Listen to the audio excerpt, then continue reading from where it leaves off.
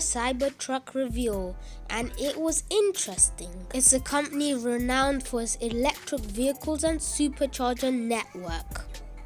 And judging by the response it's been getting, it hasn't had a lot of positivity. It certainly has had some negativity, and there's been a lot of response. Look at these YouTube videos. There's been massive views, massive content, massive uploads. There's also been many articles. This one's by The Guardian, and it talks about the window shatter during Tesla's event, and it wasn't that great.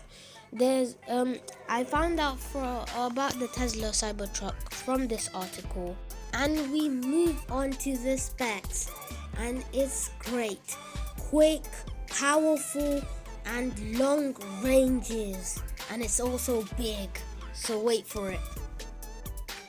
Here are the prices. The single motor is $40,000, the dual motor is $50,000, and the triple motor is $70,000.